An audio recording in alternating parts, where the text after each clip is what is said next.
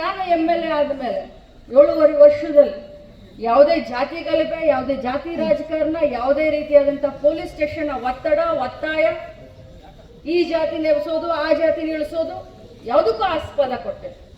ಬಹಳಷ್ಟು ಕುವೆಂಪು ಅವರು ಹೇಳಿದ ಹಾಗೆ ನಮ್ಮ ಕ್ಷೇತ್ರ ಶಾಂತಿಯ ತೋಟ ಆಗಿದೆ ಅಂತ ಬಹಳಷ್ಟು ಹೆಮ್ಮೆಯಿಂದ ಹೇಳಲಿಕ್ಕೆ ಬಯಸ್ತೇನೆ.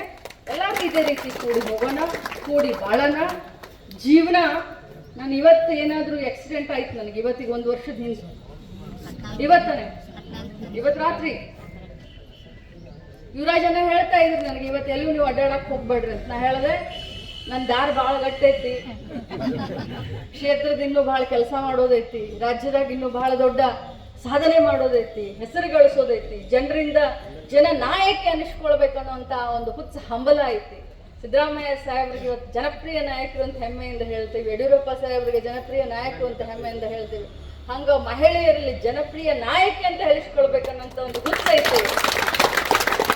ಬಹುಶಃ 1 ವರ್ಷದಿಂದ ಏನಾದರೂ ಹೆಚ್ಚು ಕಡಿಮೆ ಆಗಿದ್ರೆ ಇವತ್ತು 1 ವರ್ಷ ಜಯಂತಿ ನೀವೆಲ್ಲರೂ ಮಾಡ್ತಿದ್ರಿ. ಆದ್ರೆ ಆ ದೇವರ ಆಶೀರ್ವಾದ, ನಿಮ್ಮೆಲ್ಲರ ಆಶೀರ್ವಾದ, ನಿಮ್ಮೆಲ್ಲರ ಸೇವೆಯನ್ನ ಇನ್ನೂ ಮಾಡಬೇಕನ್ನೋದಕ್ಕೆ ಬದುಕಿದ್ದೀನಿ. ದೇವ್ರು ಸರಿಯಾಗಿ ನಿಮ್ಮ ಸೇವೆ ಮಾಡ್ತಾ ಇದ್ದೀನಿ, ದೇವ್ರು ಸರಿಯಾಗಿ ನಿಮ್ಮ ಜೊತೆ ನಡ್ಕೊಳ್ತೀನಿ, ಎಲ್ಲರನ್ನೂ ಜೊತೆಯಲ್ಲಿ ಕರ್ಕೊಂಡು ನಾನು ಬೆಳಿತೀನಿ ಅನ್ನೋಂಥ ಮಾತನ್ನು ಹೇಳಿ ನನ್ನ ಮಾತನ್ನು